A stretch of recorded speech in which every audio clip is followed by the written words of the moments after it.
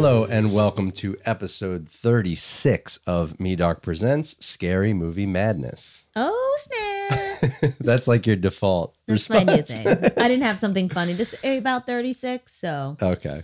I was really thinking about it, but it wasn't coming to me. So today we're talking new Hulu original film, No One Will Save You, which we both liked and we saw, and I thought it was scary enough that we could talk about it for the podcast. Yeah, surprisingly. And then I had hinted that, oh, maybe we'll pair it with Signs. You know, M. Night Shyamalan's Signs. I was like, we'll just do an all-out Alien episode. And we watched Signs, and it was a bust. I just want to say that I was right. You were right. Okay?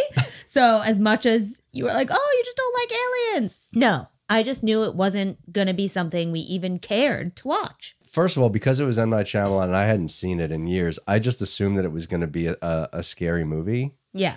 And it's not at all. It's really just about a man losing his wife and losing his faith. That actually wasn't even what pushed me off of the movie, though. Yeah. It was, my God, this idea that these aliens would travel hundreds of light years to a planet, right, that's covered in water. Mm-hmm. And the thing that kills them is water. What? These are highly intelligent beings. What? That create flying mechanisms, but they are allergic to water. Even if it just rains. Yeah.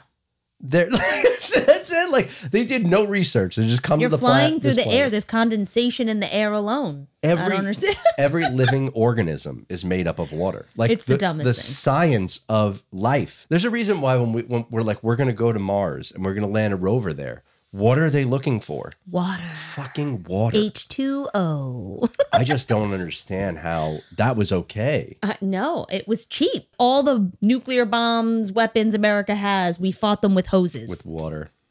or it rained today, so they left. They just left. Like, oh, bad weather on Earth.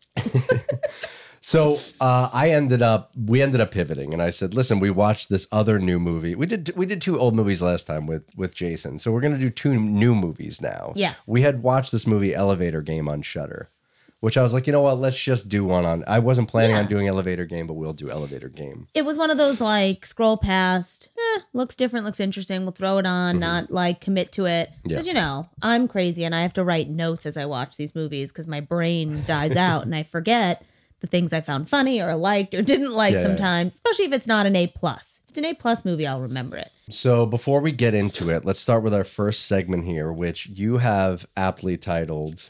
What's Screamin'? What's Screamin'? So this is going to be our little news segment in the beginning of each episode now. We're trying to get a format going. Yeah, be always... a little less loosey-goosey, a little more. Yeah, Mark's brain is always either wrapped up at this time of year in football or whatever he's working on to make his own movies and things. So I'm the one who's coming with the facts of what's going on in the horror world. So I've got two little bits for us today. Okay. One is a follow-up we didn't need, which is Miramax has won the rights to the Halloween franchise. And we are going to go ahead and get some really lovely universe of Mike Myers and Halloween that we didn't need. I'm sure there's people out there that are really excited about this, but like the idea of Mike Myers being a television show, you just destroyed it. Any semblance we had left is gone and over, and you're going to ruin it. And that's it. So I'm a bit of a lurker on the horror subreddit, and nobody likes this. Yeah. This was posted, and I read through the comments extensively, and I think the sentiment out there, and rightfully so, this hits me in my soul in a couple of ways, right? Because I love Halloween, the franchise. I love the character of Michael Myers, really just because the first one was so impressionable on me. And I think when John Carpenter had made that movie, the idea was to make it more of an anthology, right? Because then the second one comes out and it's Season of the Witch and Mike Myers isn't in it. The idea was that every Halloween we'll write a new movie that circles around Halloween night with it's almost like Trick or Treat antagonist, but instead of it being one movie that has multiple stories, it's every year we have a new story with a new and I think maybe like in hindsight, looking back, they probably should have stayed that course, right? As much as I love Michael Myers, everything that they did with Michael Myers after that, for the most part, while some of the kills are cool, and obviously he looks so visually terrifying still, they probably should have used him a lot more sparingly, I would say. Yeah, he's so overused. Yeah. But the second part of this is that it seems like because Marvel had so much success with the Infinity War saga, Yeah, creating that everybody multiverse. wants to make a cinematic universe out of their intellectual property now. And everybody is responding negatively to it. Nobody it wants... works for Marvel. It does, but it doesn't even work for Marvel anymore. It worked. They did it. Infinity War came. Endgame was an amazing finish. And then they opened up the Disney Plus series where it's like everybody, if you were a fan of going to these movies and following that story over the course of really 12 years or so, 10 years, which is really remarkable that they were able to tell that story across multiple directors, multiple characters. They really nailed it. Yeah. It's never been done like that. And then after the fact, I think people were so fatigued from it. And then it's like, now you got to watch every show that comes out. And otherwise you're going to lose every the backstory thread. of every character and the timelines that they were in and how it ties into the movies. But at least in the Marvel world, the comic books were intertwined. They're supposed to be like that. Yes, that's what I mean. Like there was a basis for it. Miramax wins Halloween and they want to make this whole cinematic universe, which I think is mostly it's a TV series. Yeah, right? They're trying I'm to out. produce. Like what channel are you putting this on? NBC? Like I don't want it. Bye. Yeah. Goodbye. Yeah, like how gruesome and scary could it be? I mean, maybe if you put it on like HBO or something, I'd be maybe interested. Maybe or Shudder. I don't know. Yeah. And I doubt it. Either way, the news we didn't need. There it is. Yeah. Second, one of my all-time favorites, The Strangers, is coming back with a trilogy. Now, when I first heard The Strangers trilogy, dumb me, I thought it just meant the third one in the series. Because there is the first one, which is iconic. You can't fight me. Anyone who hates it, don't at me. I don't want to hear about it. Yeah. It's a perfect film for me. Yeah. And then they made the second one, which is forgettable. I didn't see it. We did. And you just don't remember, and that's how forgettable it is. Okay. So, whatever. I left it alone as like, you tried, you failed. Fine. Now they're back with 3. Not the third. 3. So it's not a trilogy. It is. They're calling it The Strangers Trilogy, and it's 3 movies that they're releasing in 2024. So wait, they're releasing all 3 movies? All 3 movies are filmed. They were filmed at the same time. The first one is supposed to almost be like a remake of the first, and then Oh, I know.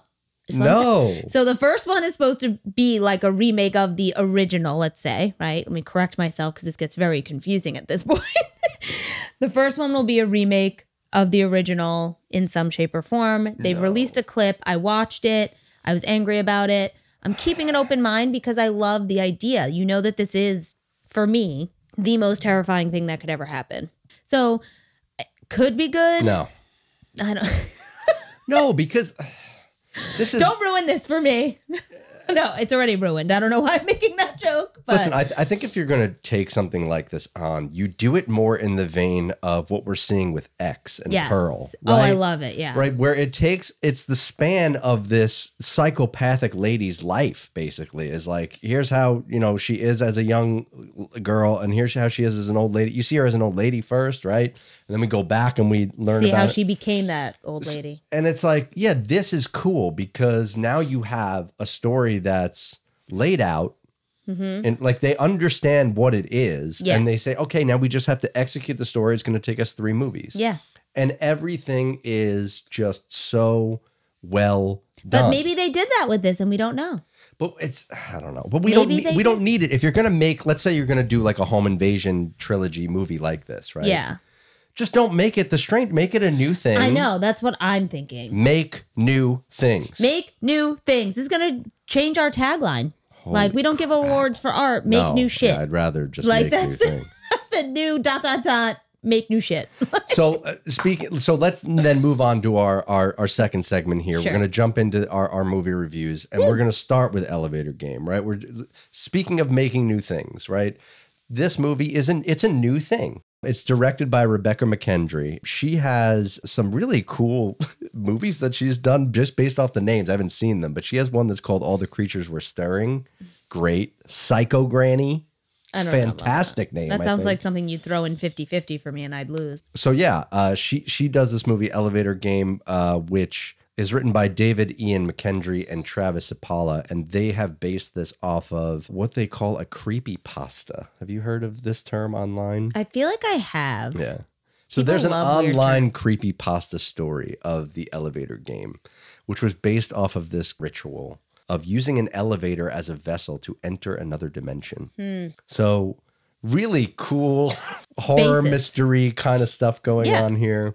But at the end of the day, it does sort of remind me of like, it's reminiscent of Bloody Mary or Candyman. Like, don't say you're summoning something as a game and it's like, okay, you're playing with your life. I didn't play those games.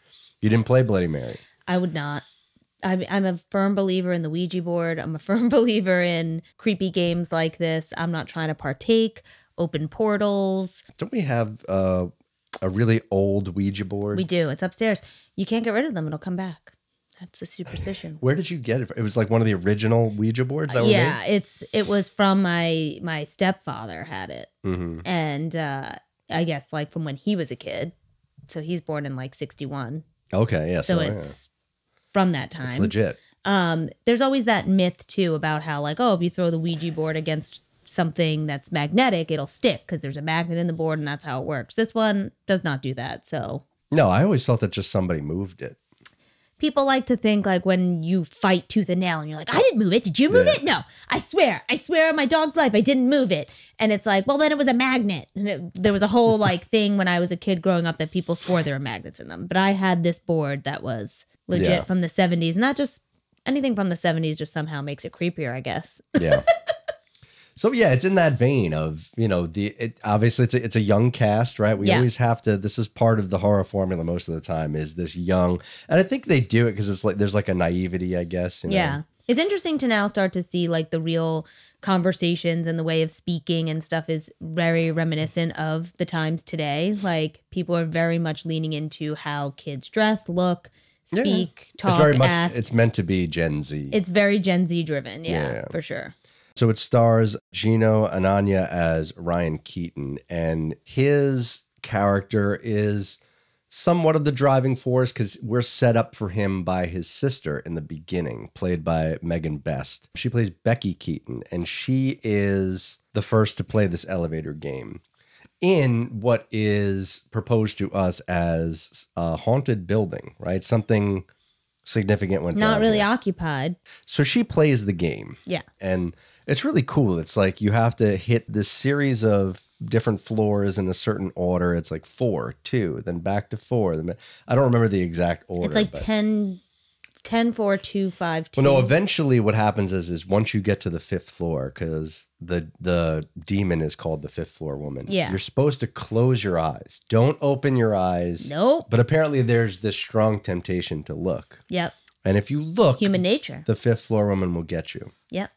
But the idea being, if you play the game right, when you try to go back down to 1, it should shoot you up to 10 instead. And then 10 is you've reached this other dimension, right? Yep. Now you walk out and you've unlocked the portal to this other world. So yeah, Becky plays, and obviously because she's our sacrificial lamb in the beginning to let us know that this is what's happening and this is the shit that's going to go down. But she looked. She looks. She looks. Couldn't hold it.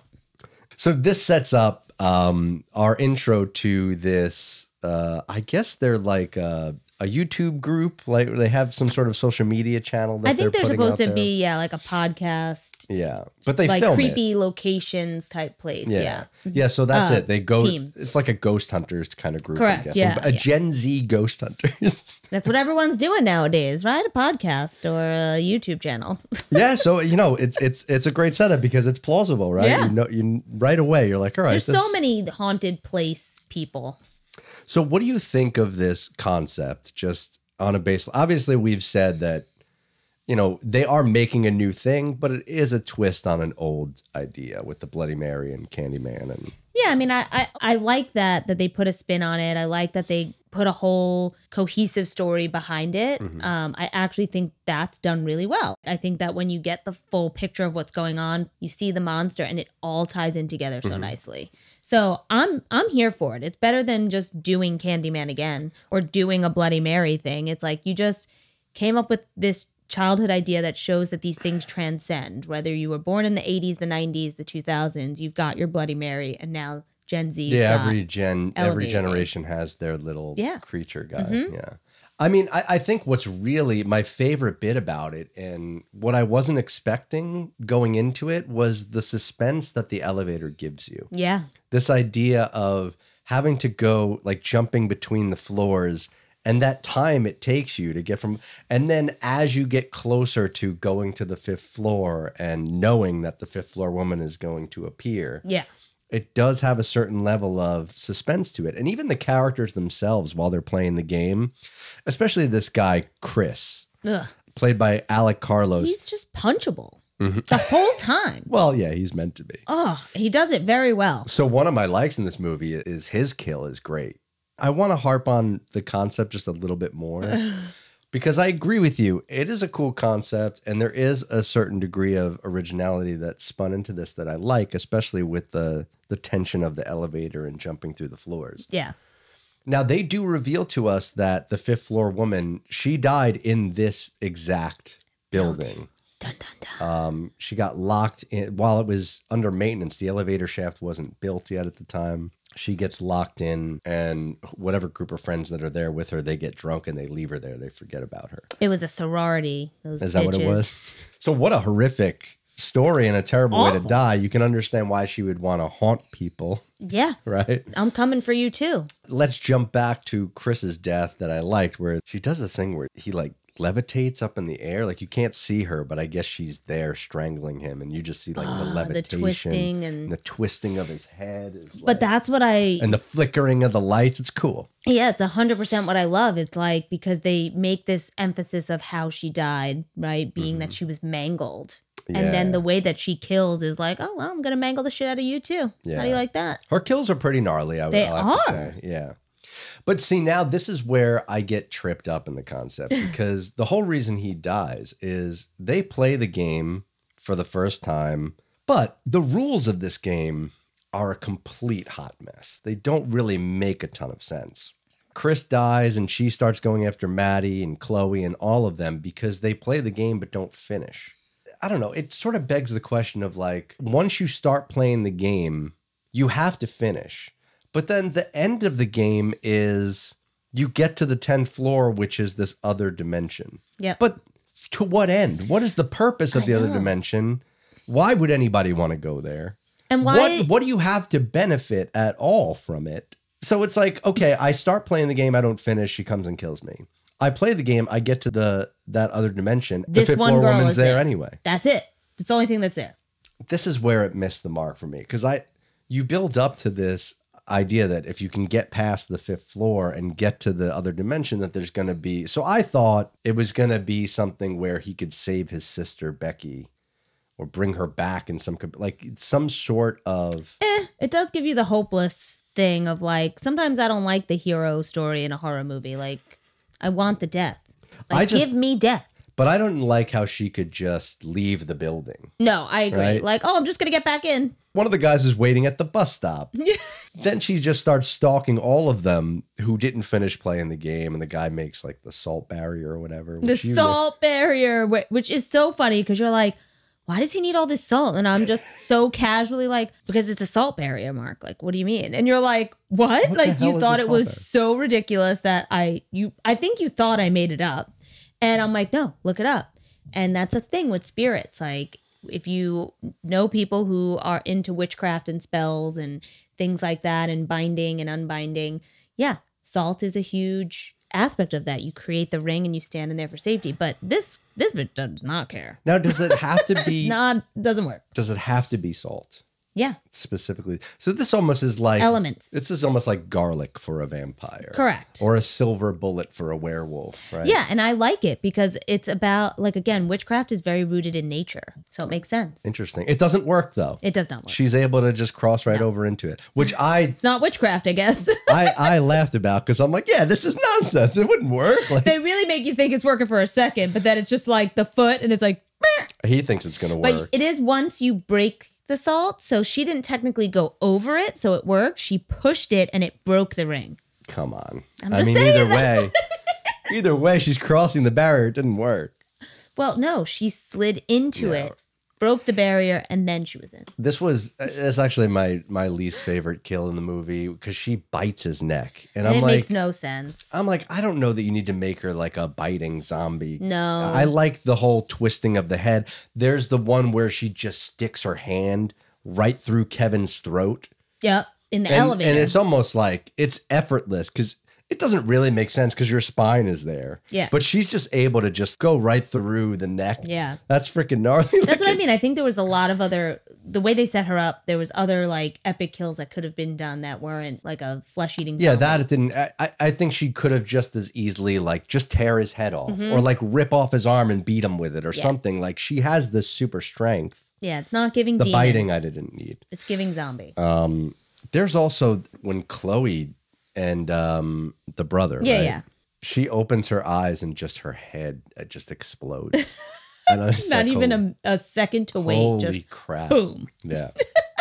But Well, it's like a slow motion, like well, meaning like the other people, like yeah. there was a little more of a build up to what was going to happen because they opened their eyes. And then another dislike of mine was really the acting is not up to snuff. No, I mean, again, it's a bunch of like very young, no name kids. Maybe one day they'll grow up to be more popular and this was their first or, you know, early films. But for what it was good. I almost It was wonder good if, enough.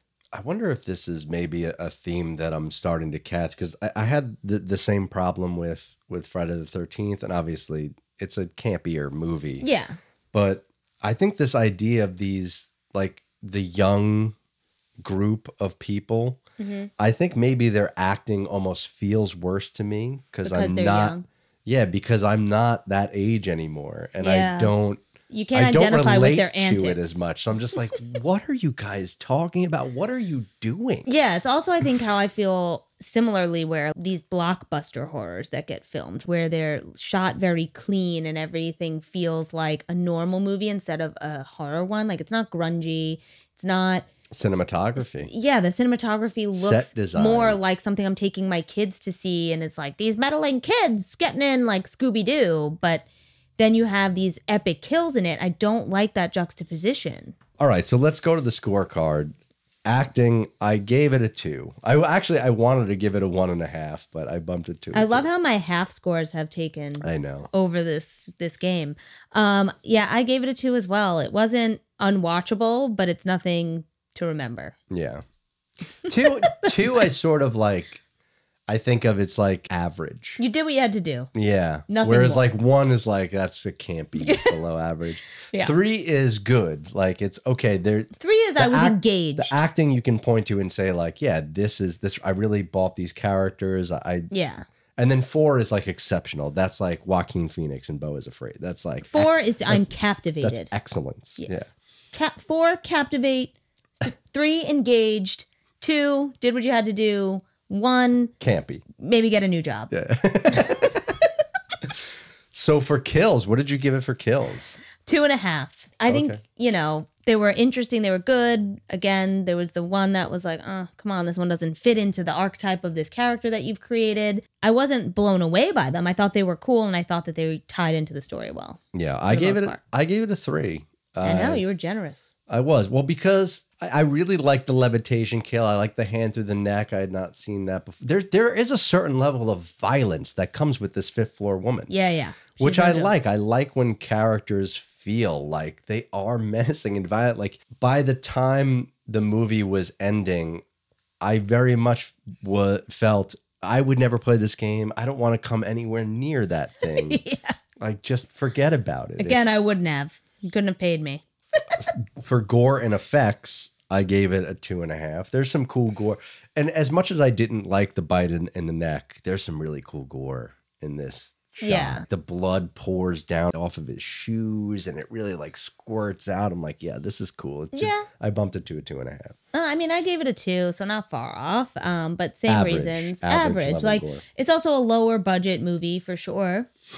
This is a Shudder original too, so if you want to watch it, I think you can only watch it on Shudder. Yeah. Which I would say, listen, if you're a horror fan and you're listening to this podcast, I mean, Shudder is, I think it's a must buy. It's like $50, $60 for the year. Yeah. I mean, we waste more than that on like any given DoorDash order. Like or just renting a movie to watch once. Like it could be $9.99, $10.99. Yeah. You do 5 of those a year. Boom. I will say I've stopped as hard as they make it, because it's like I want to pirate this stuff, because you've launched 75 streaming services, and so annoying. There's so many things you have to pay for to just I want to watch this movie. It's like I gotta sign up to Shudder. I gotta watch this. I gotta do Peacock. I gotta do this. If you want to watch No One Will Save You, you gotta sign up to Hulu. Ugh.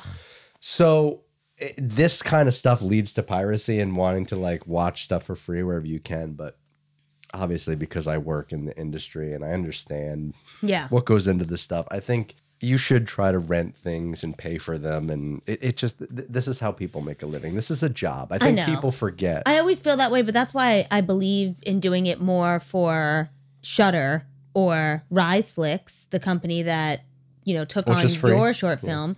But it's also just like, if RiseFlix were to pay, I would do it, because it's about independent people trying to make it. Supporting the arts. Yeah. And it's about new shit.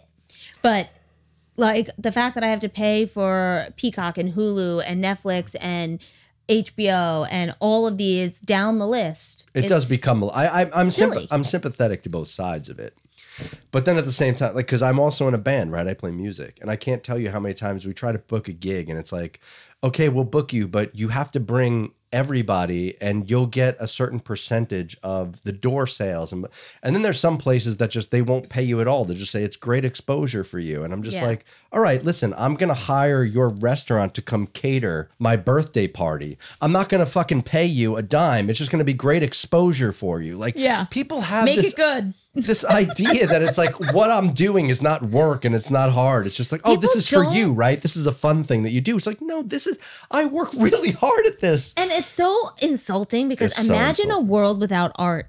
Oh, everything you look at, everywhere you go, like, imagine there was just no one was making music anymore because of the blatant disrespect that people have for music and paying artists what they're worth. You would be walking around in a silent place. You ever watch a movie without the soundtrack playing? Sucks. Like, you can't do it. Music's everywhere. And it's the same with art. The way you design your house, your wallpaper, your sheets, your clothes, your it's an expression. Everything is art. And it's interesting that we devalue the ones that actually are about, creating a good experience. So it is obnoxious, but I also just can't stand like the fact that there's just so much money behind it that the people making the stuff really don't see the benefit, and we're paying these corporations instead. So RiseFlix, Shudder, I will support you all day long, because at least it's about giving more people a shot and not just making, billionaires, trillionaires. Well, I got to tell you, I mean, we're sort of almost there. Like, you talk about a world without art. It's like we're kind of almost there. I mean, don't say it. when we talk about make new things, right? Yep. Back in the day, we had something, it was like somewhat of a monoculture in a way, where everybody was on the really great new bands and the new movies and the new shows. And everybody made it a point to make that the focal point of like their identities and their personalities, and the things that they grew into was all based off of art and that culture. Nowadays, you can't throw a rock without this guy's identity is he's got a Trump flag on his truck, or this guy's. It's like everything is like now we worship politicians instead of I'm not saying you should worship artists, but like they're setting an example through art and expression that's saying something about life and can help you through a tough time. Now everybody's talking about politics. Everybody's worried about work all the time. Just talking about people that thrive on power over other people. That sucks. Like, Elon Musk is like now this person that people look up to. I'm like, this guy's a fucking boner. Like, what are you talking about? This guy is not cool. This guy would have never been cool back in the day. Right. How is he cool now? And that's why his only motivation in life is money. Because nobody likes you. Fucking boring. Because you can't actually connect to human beings. And, that's what makes me, I think, the most angry is like, I would so much rather be talking about art and books and movies and music and all of these things that are meant to culturally bring people together. No, instead, people want to talk about shit that just makes them angry, their blood boil, their blood pressure. And it's like, yeah, you know what? I'm good. I'll stay in my nice little house and enjoy my life over here because y'all are crazy cray. Like, in a different way than I will ever be. Yeah. All right, a little tangent there. I'm sorry. What do we give it for scare? Oh, wow. We went really on a tangent. Yeah. Okay. What do we give it for scare? For scare, I mean, again, like, it didn't scare me, like, so much. And I guess, like, that is always what I struggle with. So I'm only going at a 2. Like, the girl was scary, but the overall movie itself didn't scare me until she was there or the kills were there. I gave it a 2 as well. It's an average level of scare. Yeah. Story, gave it a 2. I think, honestly, they could have elevated this to 3 if they had a little bit, well, not a little bit more on this, a what lot happens more next. about what the actual finality of the game is, more clarity on the rules. Yes. Why she could leave the building at all. It's like a lot of this stuff is sort of just left on the table. Agreed. Like, there just wasn't closure to a lot of it. It was like, we have this really great idea. We'll just run with that, and no one will worry about the other side. It's also they just go to this well a lot. Like, the whole movie is really about just going up and down the elevator and playing the game. It's almost done times. too many times. Too many times. You could have invested more in what happens once you're there. Yeah. So for that reason, rewatchability is just a 1. I think it's sort of a one and done. You kind of get the idea. You kind of get the idea halfway through the movie, 3/4 of the way through the movie. It could have been one of those things that's just really good as like a horror short, a Black Mirror type thing. Like, I don't know that I needed a whole hour and a half of riding the elevator. So let's move on to No One Will Save You from 2023, directed by Brian Duffield. Very small cast in this one, very little dialogue. There are 2 lines of dialogue spoken in this entire film.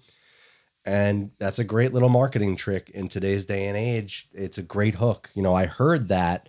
Actually, I didn't hear that. Somebody had posted a picture of 1 page of the script of this movie.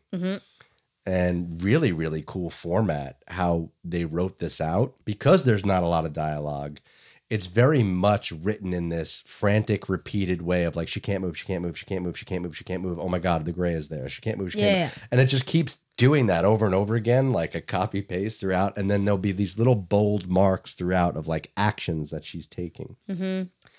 And just reading that page, I was like, this is scary. Imagine having to prep for that. Like, here's your script. Yeah. And you're just like, but it does build the tension in your mind just by reading it. Just by reading something over and over again like that, it does start to make you feel a little crazy and your heart races a little bit. Yeah, it's how your brain would go in that situation. Like, holy shit, there's an alien in my house. Don't move, don't move. And you're just sitting there so tense, staring into space like, okay, I can't do it. Don't move an inch. Like, I can feel that by reading it. And then the trailer is also, I'm going to stick kind of the marketing on this one because I think they nailed it. The trailer sets it up that it's going to be a home invasion movie. Yeah. And it gives you this little caption. There are X amount of home invasions every year. And this obviously triggered in my brain because I'm like, oh, you know, we love the home invasion stuff. Again, it's to me the most horrifying thing possible. But twisty twist, you're being invaded by aliens. Ugh. Which now I'm all the way in. You're all the way in. It's like, yeah, this is a cool concept.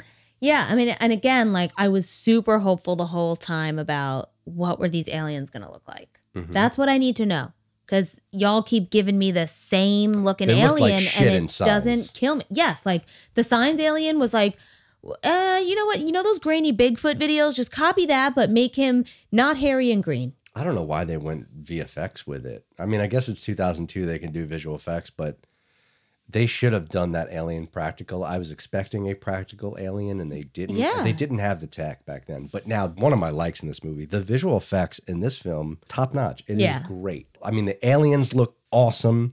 The little neck bug aliens are really cool. Like when those we little see creature designs. Like, it's like the alien's not just coming for you. It's this little thing that he has, and he's like, bah, bah, bah. Yeah, he spits it up. And he's like, here, now it's going into your mouth. And that's terrifying. Which is cool. It's sort of reminiscent of the little face hugger alien that we get as an homage to the 1979 film Alien. And they mix up the types of aliens too, which I think is helpful in, like you're saying, you're looking for something that's going to give you an alien like you've never seen before, right? Yeah. And I think the original Alien from 1979, that Geiger design, it's so iconic because it looks like a monstrous alien creature.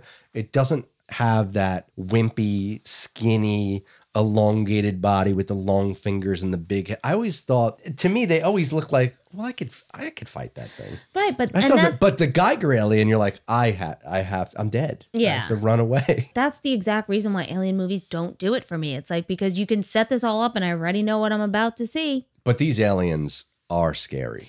They are scary. The first one is kind of like that. Yeah, but he's... And then I was like, ugh.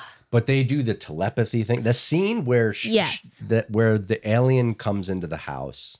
And I'll backtrack a little here because the story setup is, and we don't really know again because there's not a lot of dialogue. Right. She lives in this town. She's a young girl, maybe early 20s or so. We learn that she loses her mom. Mother's just passed away. I love how, by the way, it's like loving mother of Bryn. Yeah. That's it. That's all that she was good for. It does sort of make sense because we sort of learn that they're outcasts in this town, her and her mother. Yeah. And we don't necessarily know why. Everybody in the town has this disdain for Bryn, played by Caitlin Dever, who she puts on an amazing performance, even not having to say a lot. Again, to be engaging without any dialogue and any speaking. Yeah. She really does do a great job.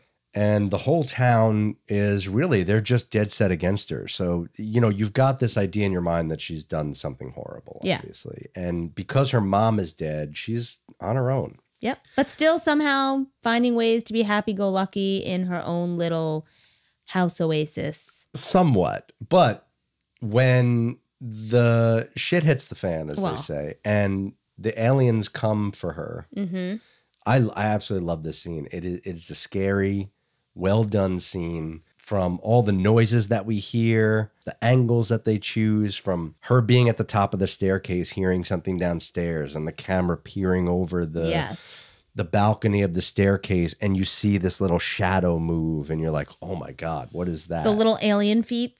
Yes. And this is sort of like what we were talking about with Jason, and why it fails to scare us is you're not hiding him enough. Yeah. And they do this thing where she gets pinned behind the door of the refrigerator and we just see the alien's feet underneath, and then the hand creeps over the top and the fingers slowly grip. And very I'm like, Grinch fingers. Yes, this is horror at its finest. Well, especially when you're doing it in the POV of her trapped in a corner, nowhere to go. Yes. And it's like, I'm sitting here trying to be silent and this is what I see. No way. I would be dead. Again, dead. And it's toying with her too, because you do get the sense, because they do this great thing with the alien where it has this mix of this very slow, creepy movement, but then it can be very aggressive and fast. Yeah. And then they unveiled the telepathy powers where it could just move things around the room. Swings the fridge open. Yeah, it can unscrew the nail from the board and it can get right. And I love this because, yeah, that's a powerful entity that you don't really have a chance against. You know that this is doom. Yeah. For sure. But we learn that the reason why it's kind of toying with her is because it wants to take over her body. It's not trying to kill you. No, it actually just wants to get you pinned and incapacitated to shove this little creature thing into your mouth. It's like Slither Dick 2.0. Only now it's like a little prickly blowfish looking things. It does sort of look like something that would come out of the ocean. Like an anemone. Yeah. The like little a sea anemone. Yeah. With the little tentacle-y things that come out. Either way. Ugh. So, I mean, overall, because you have that little thing that, you know, that's the neck bug, I call it. The neck bug. You have the sort of the standard gray, as they call it, which is the one with the telepathy powers, which seems like the higher intelligent being version. And then you have the giant praying mantis. I called it a praying mantis. I mean, there's quite a few of these, but yeah, that one is that's the goat one. Yeah. Although they do kind of make him a little dumb when he like falls. But I think that's the idea, is like you have like the brute alien and then the intellectual one.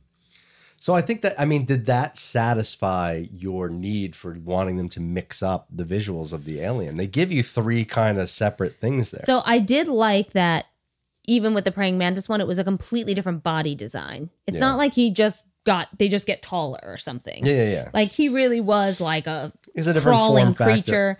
A different silhouette. Yes, way more menacing, way more aggressive. So yeah, it did work for me, at least that they got me with the first one of like, oh, here we go, the same kind of looking alien. But then at least, oh wait, there's more than one you're gonna see, and they're all going to look a little different. So fine, I'll take it.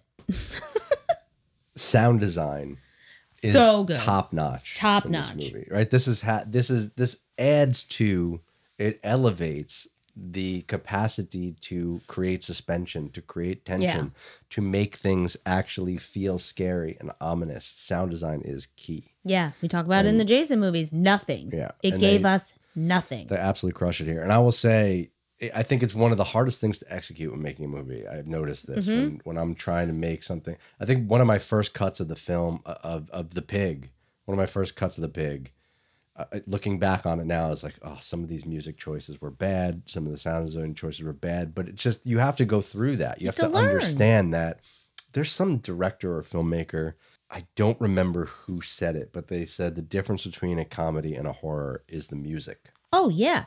Because there's this whole world even on the internet where people just take iconic things and like will flip it around to change the genre. Yeah, and it's as simple as music or sound effects.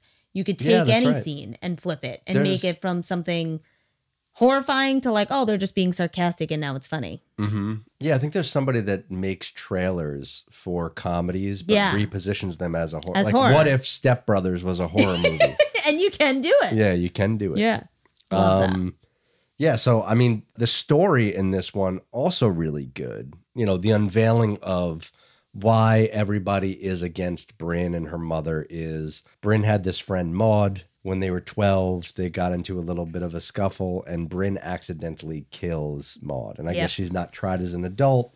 It's an accident.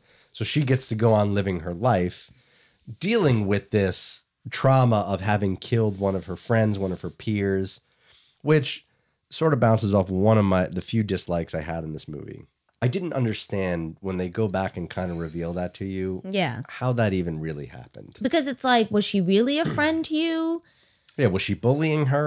Couldn't get it. I mean, I can't imagine my friends bullying me to the point where I'm like, you know what? Here's a rock to your fucking head. Like, what? Like, no matter what. It seems like such an extreme reaction. And it's like, well, then do you really care that she's dead?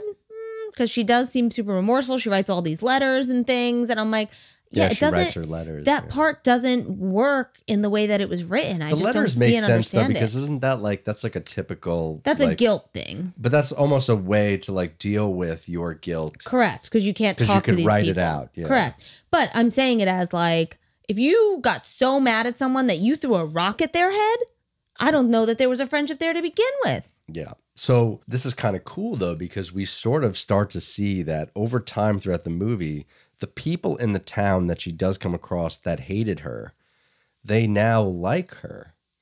Because in the end, the aliens spare Bryn because she gets beamed up and they're going to take over her body too. And then they kind of see what she's gone through. Yeah. And then make the determination. They judge her in this moment and decide to release her back as a human in this town. But they've taken over everybody else. Yep. So now it's like flipped. It's like a Twilight Zone episode, very creepy ending, where she once lived in this town where nobody accepted her. Everybody hated her for what she had done. Yeah. Now she's living amongst all those same people, but they all have the neck bug aliens in them controlling them. So they're dancing and they're loving her. And now she's got this like great life, but it's sort of, she's living in like an alien Pleasantville. It's almost like they all got what they deserved. Like she gets to stay where she is. She doesn't have to run. She doesn't have to leave. And it's like, no, all of you who treated me as a child so poorly, fuck y'all.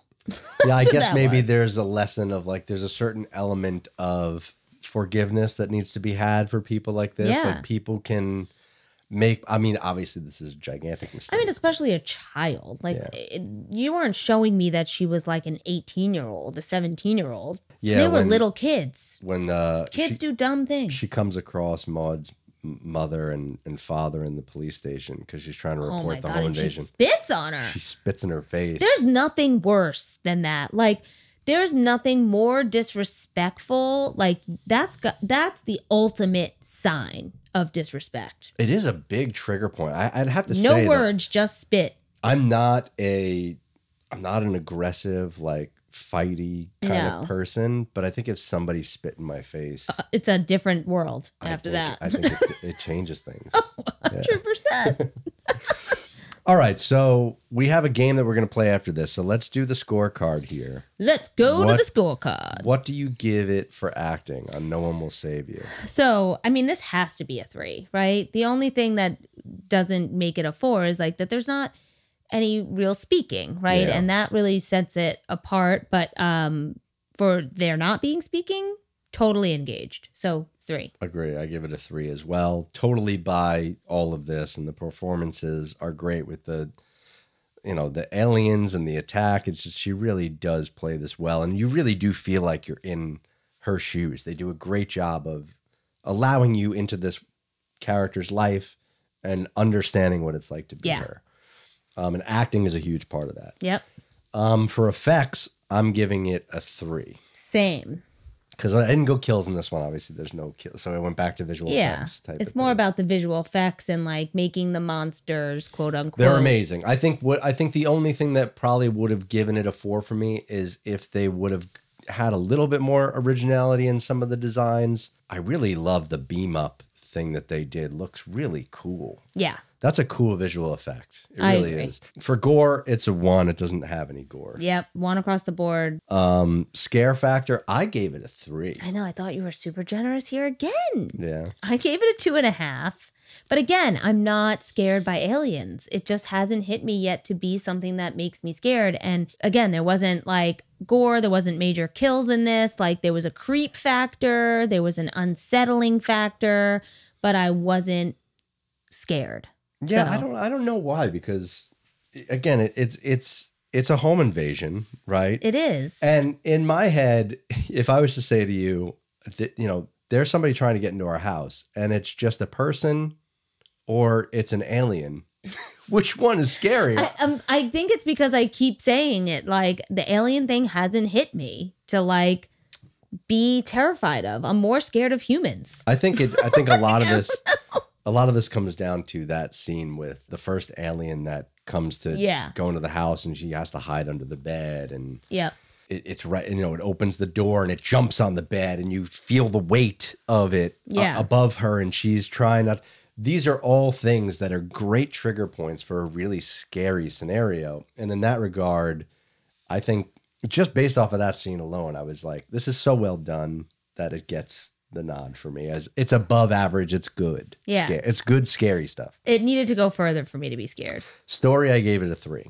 I gave it a 2.5. I like that they did everything to tie it all together. I don't think the story for her and her friend was enough. It just didn't resonate with me. I think I think the friend thing is, for me, it's like, it sort of is what it is. And I accept it as like, okay, this is a plausible thing that could happen, and it would be traumatic for this girl. And it probably would have a lot of negative consequences, especially if you live in a small rural town like this. I buy all that. I love the creepy turn at the end where it feels like a Twilight Zone episode of she starts off one way and now life has changed, right? It's this change But arc. it doesn't make sense that the aliens let her go. Like this whole, from that point to the end of like, you know what? You had a rough life, kid. We'll spare you. You just live among us. I think that's where it falls. It doesn't get the 4 for me. I think it's a little bit of a stretch to believe that these creatures, they're coming to take over this town. I think that they wouldn't really have mercy on this young girl. No, it's almost like. But you don't get the cool, creepy ending of her dancing with the alien people without that. I think I would almost, if I was writing this movie, I would probably make the same sacrifice, because I would say, listen, my ending is too good to not allow them to spare her. I guess there is a hard way to get there, but again, that's for me. It just doesn't work for me. Rewatch, I gave it a 2.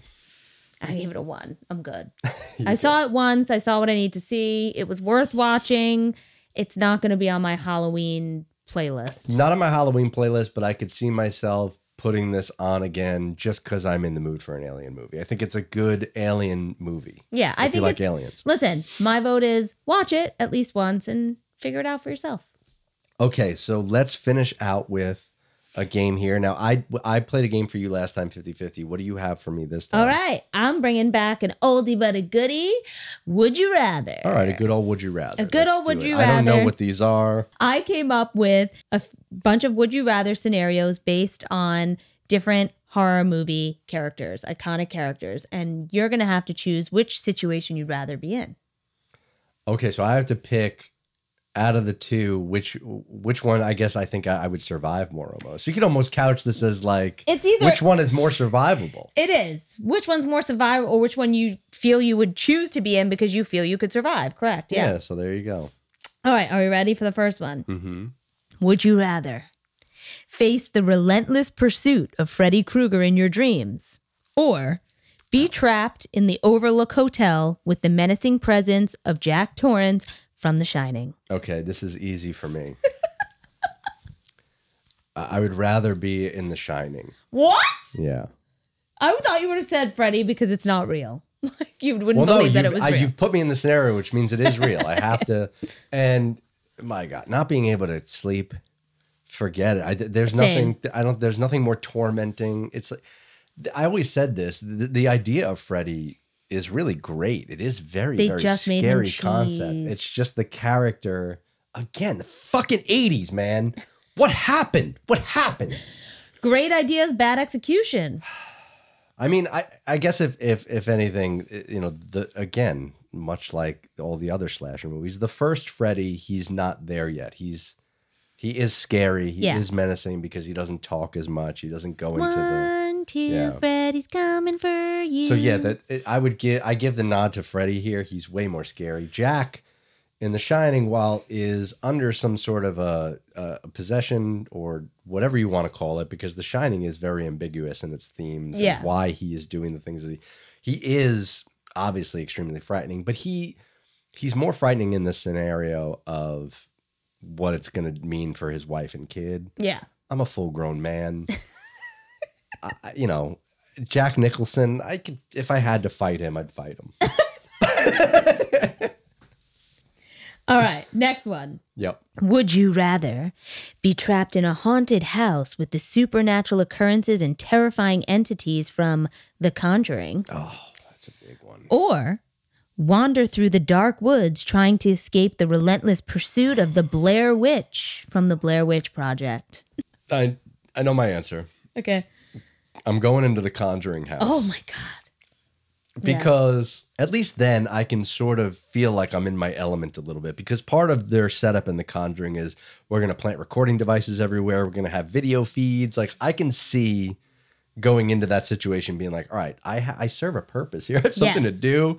And I can sort of get lost in the work of like, all right, maybe I'm going to see a ghost. Like this is kind of, whereas the Blair Witch thing, it is a hopeless endeavor. Once you're in those woods, she has trapped you in the woods. You cannot get out. It is an inevitability that you will be got. You will get got. Oh, yeah. Because she makes it an endless loop. And it's just torture. It's just you have no food. You have no creature comforts whatsoever. At least in the Conjuring house, like if I got to take a piss, I can go to the bathroom. Right? And I'm equipped. I probably have weapons and stuff with me. You know? Yeah, I can DoorDash some food if I need it. You know. All right. Well, next one. Would you rather endure the psychological torment inflicted by Jigsaw from Saw, God, no. where you must face twisted tests to survive? No. Or, not doing that one. Well, how do you know?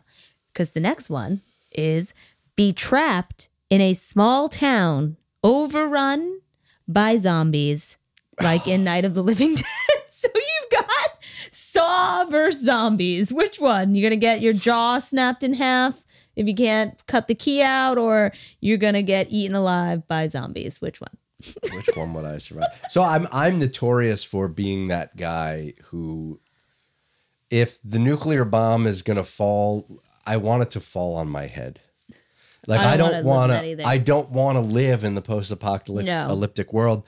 I've seen what it does to people just not being able to get toilet paper, right? During a pandemic. The sheer level of just caring about your neighbor or the person next to you to not be a complete raging lunatic. Impossible. That's what I mean. The sheer level of panic and stupidity that comes with the minor inconvenience of just stay in your house for a few months. You know, it might as well be a zombie apocalypse. Like it's terrible. So the same thing, like if the zombie apocalypse comes, I want to be among the first bitten. I don't want to go. Same. But I don't see, this one is tough because the Saw thing, like I'm thinking that I'm the guy strapped to the chair with the vacuum tube eyeballs, right? Or Or you're cutting your ankle off. Yeah, some of these contraptions are like, yeah, you got to cut off your arm or something. And I'm like, well, I don't want to. I said this to you before. I'm like, if I can't play guitar or I can't do like the things that I do with my hands, like when I put my hand through that window and I had to like just not use my right hand, it's like, are you serious right now? Like, I feel like it's like you can prepare for the zombie apocalypse because you just know what you're going to get, right? You know you need some weapons and stuff that's going straight through the head. You don't know what you're going to get in Saw. Which contraption will it be? Will it be on your head, your hands, your body? Will you have to shred your own eyeballs? Like, I don't know. So you don't know what you're going to get. I'm going to say, I'm going to pick Saw. What? But because it's the one that I can pick that has a chance of, if I get out of this, it's over, it's ended, I can move on with my life. There's a life to go back to, right?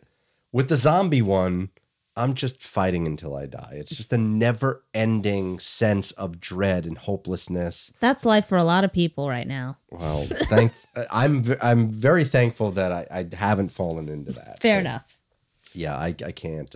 I can't. I knew that one was going to be a I can't do the tough one for zombies. you. I can't do them. It's like when you picked if I had to burp up spiders or something. Conjure right? spider What was it? from your mouth. Conjure spider from or my be mouth. surrounded by flies. I just didn't even think. I just said flies. Okay. Last one. Would you rather face the deadly xenomorph creatures with their acidic blood and lethal hunting skills from the Alien franchise, or be tormented by the monstrous Pennywise the Clown from It, who preys on your deepest fears? He's pretty scary too, Pennywise. And he can shapeshift. Yeah. And he can be the things you're most scared of and show them to you. I really mess with your psyche. I really did love the first one that they did of that. And then the second one was very forgettable, which is unfortunate because like Bill Hader's in it. Isn't Jessica Chastain? It's like an amazing cast. And just like, what did you... There's something about the kids in the first one though that really makes it the most terrifying. It's like Stand By Me was a horror film, didn't Stephen King also write Stand By Me? Did he? I think that might be a Stephen King. Let's go to the internet. I'm almost positive. Stephen King, I don't think he gets... His birthday just passed. I don't think he gets really... I mean, obviously he gets credit. He's world-renowned for his stories, but I don't think we really understand... Yeah, it's an adaptation of Stephen King's The Body. I don't think we really understand the extent to which Stephen King has contributed to horror and pushing just the like limits, cinema, movies, and just TV, everything in general. I mean... It's The Shining, right? We're just talking about, like, he's done all of this stuff and it's all incredible. Right, because he truly does just tap into his mind and creativity and make something you would never think of.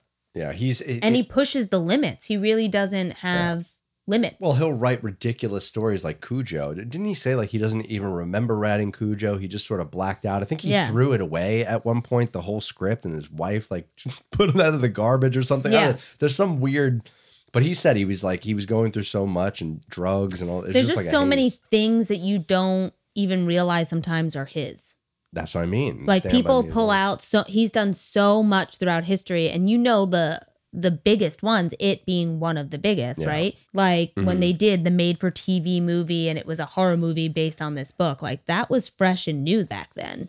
So I remember he's a pioneer. The VHS like box set of It that you would have to buy. I was like, wow, this is a very long movie. I didn't know that it was like a TV series. I did because again, me and my family, growing up, we would have these things with my grandma, and we would all sit around and watch movies, and we were poor, so we called it cabana parties. And the reason we called it cabana parties was because we didn't have Doritos. We had cabana chips.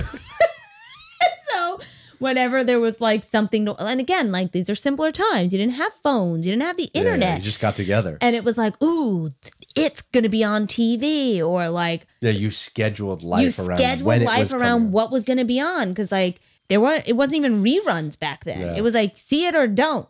Yeah. And then wait to buy it on VHS. And we were poor, so we're not buying it on VHS. So we would have these cabana parties, and we would have these chips, and like my aunt would always be like, cabana parties. And it's like a fond memory to watch these, but I watched it.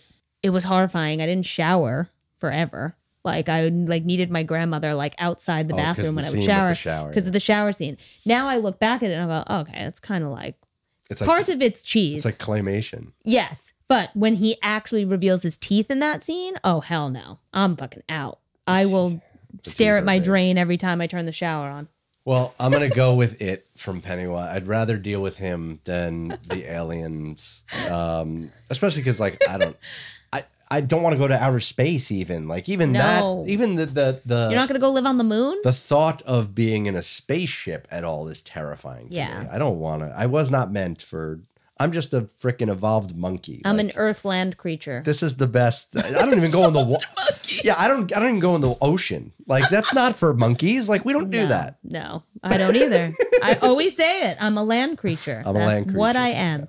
Well, we can't close the pod out without a reminder, by the way, that we have an amazing giveaway going on. We do have an amazing giveaway. So it's 1 week on this date that we're releasing this pod that this would be live. We are giving away the fancy Mike Myers 6-scale figure from Sideshow Collectibles. Unopened. Unopened, In the shipper new in box, box. All these accessories. You get different hands and different things. He's got the Yeah, phone. it comes with 2 different knives. Comes A with clean a knife or pumpkin. dirty knife, a pumpkin. You got Judith grave. Meyer's grave. Yeah. It's a whole moment. And all you have to do to win is like, follow, and subscribe to us across all different channels. We have a link on our bio on Instagram and in YouTube. You can head over to there or head over to tinyurl.com/medarkpresents giveaway. That's MEE Dark Presents giveaway. It closes on Halloween. Perfect. And we will announce the winner on 11/10. Open to all residents in the U.S. We had to keep it tight this time, sorry. But U.S. residents, enter now, and we can't wait to see who wins. Awesome. All right. Well, so for next episode is going to be our Halloween episode. Woo! So I thought, we were trying to think like, oh, what do we want to watch? What do we want to talk about? I said, let's just do a whole episode of our favorite scary movie moments. I love it. Okay. Cool. I always got to make everything more complicated than it has to be. All right. That's it. And remember, we don't give awards for art.